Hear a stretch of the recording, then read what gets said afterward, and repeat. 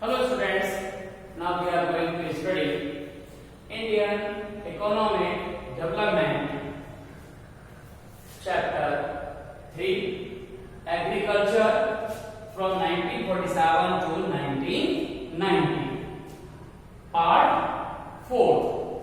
Now in this part we are again discussing the problems of Indian agriculture. तो यहाँ पर हम Indian agriculture की जो प्रॉब्लम्स है उन पर भी डिस्कस करेंगे। ओके, लास्ट हमने जो वीडियो था उसमें भी इसी पर हम यहाँ डिस्कशन कर रहे थे। तो अब इसमें भी आपके पास क्या करेंगे, हम यहाँ पर जो डिस्कशन है वो आपका इसी तरह से होगा कि हम यहाँ इंडियन जो एग्रीकल्चर है उस पर ही हम फोकस करेंगे। तो इस तरह से आपके पास क्या होगा कि ये आप यहाँ समझेंगे कि इंडिया के जो फार्मिंग है उसमें किस तरह की प्रॉब्लम्स आपके पास दिख रही है।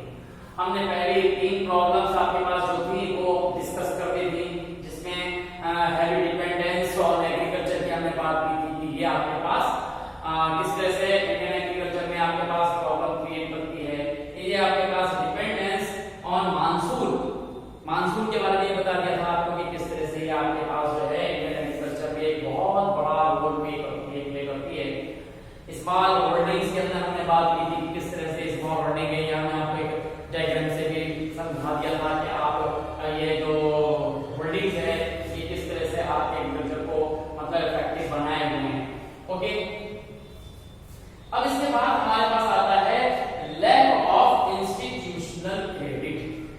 ये हमारे पास क्वेश्चन आता है, कोड वाला हमारे पास आता है कि लैक ऑफ इंस्टीट्यूशनल क्रेडिट। देखिए, अगर हम इंडिया की बात करें तो यहाँ का जो फार्मर है वो हमेशा क्या होता है, वो लैकिंग में अपनी जो लाइफ है उसको स्पेंड करता है।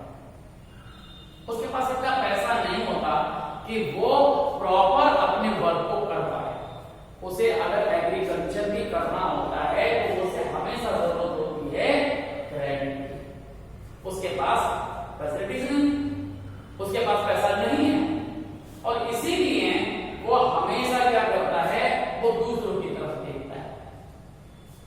अब दूसरों की तरफ देखने का मतलब है कि वो क्या करता है कि वही जो लोकल मनी लेंडर्स हैं, महाजन हैं, बनिए हैं, वो उनकी तरफ देखता है।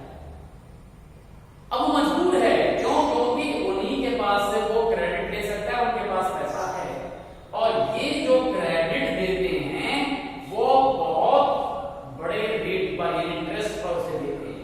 एक तरह से आप समझ लीजिए कि उस फार्मर को ये पूरी तरह से निचोड़ लेते हैं। इंटरेस्ट की फॉर्म में उसके ऊपर ज्यादा से ज्यादा उससे पैसा वसूल करते हैं। कई बार तो ऐसा होता है कि जो क्रेडिट को जो जिसने लिया है, फार्मर ने लिया है, वो कई बार जो उसने रुपया लिया हुआ है उससे ज्यादा वो पेड कर चुका होता है, लेकिन फिर भी उसका जो लोन है वो करता नहीं। क्यों? क्योंकि उसके पास फैसिलिटीज नहीं है। कौन सी फैसिलिटी? अगर दूसरी फैसिलिटी उसके पास होती तो वो कुछ ना कुछ अपना भला कर सकता है। अब यहां पर क्या है कि जो गवर्नमेंट की जो इंस्टीट्यूशनल जो क्रेडिट जो फैसिलिटीज है, यानी जो बैंक से मिलने वाली फैसिलिटीज हैं, वो हमारे फार्मर को अवेलेबल नहीं हो रही, उनकी अभी हमारे पास कमी है। आप देखिए, जो हमारे पास बैंकिंग है, अब हालांकि हमारे यहाँ इंडियन जो बैंकिंग सिस्टम है ये कहा गया है कि स्पेशली कि उन्होंने क्या किया है कि फार्मर की हेल्प के लिए, किसानों की हेल्प के लिए नाबार्ड की एक जो है फाउंडेशन किया है, वो कृषि लोन के लिए ही काम करता है। लेकिन आप देखें कि हमारा जो इंडियन जो एग्रीकल्चर सेक्टर है वो काफी बड़ा है और वो इतनी संस्थाएं जो आपके पास हैं वो मौजूद नहीं है, फैसिलिटीज अभी हर जगह नहीं है। और फिर हमने मान भी ले कि अगर फैसिलिटीज वहां पर हैं तो इंस्टीट्यूशनल जो लोन है, बैंक के जो लोन है वो फिर भी नहीं दे पाता। क्यों? क्योंकि उसके अंदर फॉर्मेलिटीज इतनी ज्यादा है कि फार्मर जो है वो उससे परेशान होता है। एक तो वैसे ही वो अपना पढ़ा लिखा नहीं होता है, इलिटरेट होता है, और दूसरे फिर ये है कि जो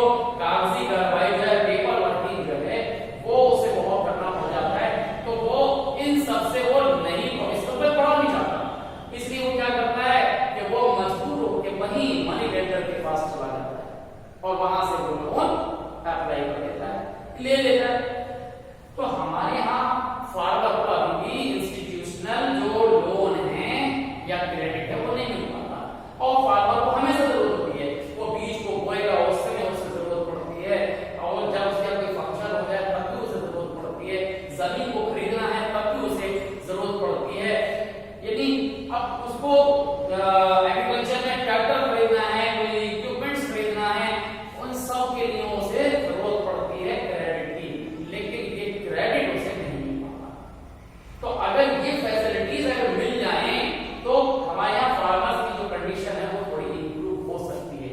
लेकिन क्या है कि ये इंस्टीट्यूशनल लोन जो है अभी भी हमारी कंट्री में फार्मर को आसानी से नहीं मिलते हैं, अगर मिलते भी हैं तो उन्हें काफी प्रॉब्लम्स हो जाती हैं। तो इंस्टीट्यूशनल लोन की प्रॉब्लम की वजह से हमारे यहाँ जो फार्मर्स है वो काफी सफर में अपनी लाइफ को स्पेंड कर रहे हैं।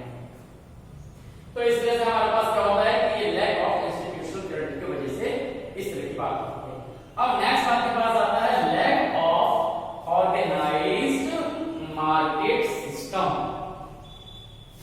अब देखिए आपके पास हमारी जो इंडियन जो इतनी बड़ी एग्रीकल्चर है, तो यहाँ पर आप देखें तो जो फार्मर का जो प्रोडक्ट है, जो उसने क्रॉप्स तैयार की है, वो उसने बड़ी मेहनत से तैयार की होती है और उसी क्रॉप को बेचने के लिए हमारी कंट्री में अभी भी एक प्रॉपर सिस्टम नहीं है।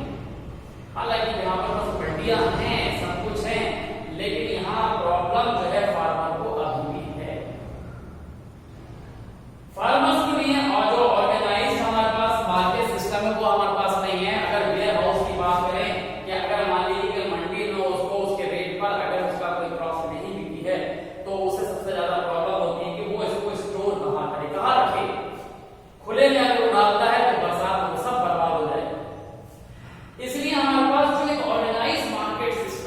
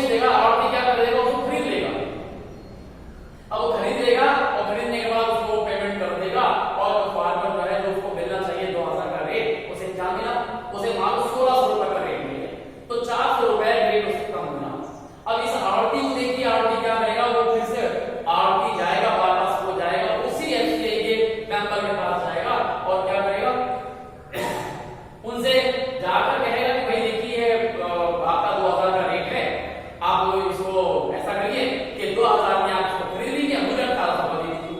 अब वो भी इसने पूछे क्यों, क्योंकि उसे भी बैठ बैठा इनकम है, ना तो उसके क्रॉप है ना कुछ करना उसे। उसने भी क्या काम किया कि वो सारा क्रॉप है उसको खरीद के और कोल्ड स्टोर में भर दिया। उसे क्या करना है, उसे वहां पर जो पेमेंट किया वो 2000 के हिसाब से दिखा दिया, 1800 रुपए के हिसाब से उसको आड़ती को दे दिया और 200 रुपए जो उसके बचे हुए वो उसने अपनी जेब में रख दिए। तो इस तरह से क्या होता है कि जो ये सिस्टम होता है बड़ा गड़बड़ा जाता है। तो ये भी हमारे पास मार्केट सिस्टम में दिखाई देता है, तो जिसके वजह से हमारे पास फार्मर को प्रॉब्लम्स होती है। हालांकि फार्मर जो हमारी गवर्नमेंट की पॉलिसी है वो ठीक है कि वो कहते हैं कि नहीं फार्मर की सारी क्रॉप खरीदो, लेकिन ये क्या होता है कि बीच में जो इस तरह के करप्शन आ जाते हैं तो वो हमारे इस फार्मर की जो फसल है उसका उसको सही रेट जो है वो नहीं मिला पाते। तो इस तरह से हम कह सकते हैं कि जो हमारे यहाँ जो ऑर्गेनाइज्ड मार्केट सिस्टम है वो आपके पास इस तरह से नहीं है। तो अगर उसके अंदर वो कंपलसरी कर दे कि कोई भी खरीदे, करीबन भी खरीदे, जो सपोर्टिंग प्राइस है उससे कम में फार्मर को कोई भी पेमेंट नहीं कर सकता।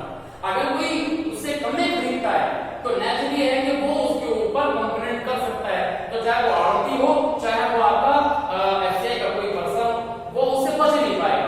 उससे क्या होगा कि फार्मर को ज्यादा से ज्यादा उसको प्राइस मिलेगा और उसकी भलाई होगी। तो इस तरह से हमारे पास क्या होता है ऑर्गेनाइज सिस्टम में फार्मर को फायदा होगा। तो ये आपके पास आता है। आपके पास आता है conservative outlook of the farmer. अब ये जो आउटलुक है ये आप समझ लीजिए, इस आउटलुक की वजह से भी जो है हमारी इंडियन जो एग्रीकल्चर है वो सफर कर रही है। क्या हमारा जो फार्मर है वो एक कंजर्वेटिव यानी कि एक प्रोटेक्टिव कह सकते हैं कि वो अपने जो ट्रेंड को है वो बदलना नहीं चाह रहा। जो उसका आउटलुक है जो पहले से वो परंपरागत जो आपके पास मेथड है वो नहीं कर रहा है, वो नए मेथड को यूज नहीं कर पा रहा है। उसका जो आउटलुक है वो फार्मिंग के लिए बहुत अच्छा नहीं है। वो ये सोच रहा है कि जो हमारे पास फार्मिंग है इसकी वजह से बस काम कर रहे हैं और वो उसको ट्रेंड को चेंज नहीं करना चाहता। तो बहुत सारे हैं कि जो क्लासिकल मेथड है, पुराने मेथड है, उन्हीं पर वो वर्क कर रहा है। या फिर आप ये कह सकते हैं कि बहुत सारी चीजें हैं जो वो क्या कर रहा है कि यहाँ पर फंक्शन को परफॉर्म जो है वो नहीं कर पा रहा है। तो इसमें आपके पास क्या होता है कि वो होता है जो सुपरस्टिशन हो या जो अपनी जो इनोसेंस है वो जो अपने आप को बदलना नहीं चाहता, या इलिटरेसी आप कह सकते हैं, या फिर वो फार्मिंग को वो एक अच्छे आउटलुक से नहीं देख पाता, जो उसके अंदर चेंजेस है उनको वो अडॉप्ट नहीं करना चाहता, जो साइंटिफिक मेथड है उनको वो अडॉप्ट नहीं करना चाहता। तो ये जो हमारे पास आउटलुक है, अगर ये आउटलुक उसका अगर चेंज नहीं होगा तो नेचुरली है कि हमारी जो इंडियन एग्रीकल्चर में प्रॉब्लम्स हैं वो हमेशा बनी रहेंगी। तो जो हमारे पास क्या है कि जो मतलब जो बिलीफ है उनमें वो क्या करता है, अपने विश्वास रखता है, सुपरस्टिशन में विश्वास रखता है, अपने जो खुद के जो मेथड है उनमें विश्वास रखता है, या आप समझ लीजिए कि वो एग्रीकल्चर को एक अच्छा आउटलुक से नहीं देखता, एक अच्छी मतलब जो थिंकिंग है उससे वो नहीं देखता। तो नेचुरली इसके अंदर उसे प्रॉब्लम्स आती हैं। तो इससे हमारी जो इंडियन एग्रीकल्चर है उसको प्रॉब्लम्स क्रिएट होती है। तो वो जो प्रॉब्लम्स है इस तरह से हमें यहाँ पर देखने को मिलती है। तो ये जो प्रॉब्लम्स हैं इनकी वजह से हमारी जो एग्रीकल्चर है वो अभी भी सफर कर रही है।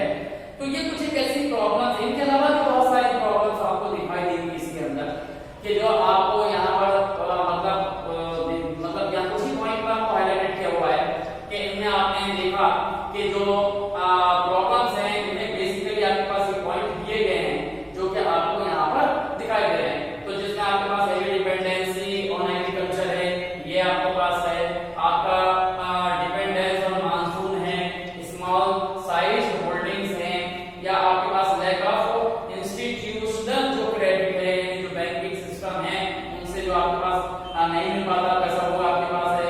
फिर lack of organised market system है हमारे पास, या इसमें वेयर हाउस फैसिलिटीज आप भी कह सकते हो कि वो भी हमारे पे ये भी तो प्रॉब्लम है। कंजर्वेटिव आपका आउटलुक है जो हमारे पास जो फार्मर्स का रहता है। तो इस तरह से जो ये प्रॉब्लम्स हैं वो आपको यहाँ पर दिखाई देती है। तो ये प्रॉब्लम्स आपके पास इंडियन एग्रीकल्चर की जो है आपके पास बनी हुई है, जो कि 1947 से 1990 तक के हम एग्रीकल्चर यहाँ पर बात कर रहे थे, उसके अंदर ये आपको ये दिखाई जो आपके पास प्रॉब्लम्स है। तो बाकी जो आपके पास नेक्स्ट आपके पास जो है कि जो रिफॉर्म्स हैं, जो रिफॉर्म्स हुए हैं इंडियन एग्रीकल्चर में, यानी कि जो आपके पास क्या है, जो मतलब इन फैसिलिटी जो आपके पास प्रॉब्लम्स है इनको एरिडिकेट करने के लिए या इनको दूर करने के लिए जो हमारे पास जो मेथड्स अडॉप्ट किए गए हैं उन सब के लिए हम क्या करेंगे फिर नेक्स्ट वीडियो में हम यहाँ पर डिस्कस करेंगे। ओके, तो उस तक हम यहाँ पर जो है ये प्रॉब्लम्स आप इसको देखिए समझिए। Okay, thank you.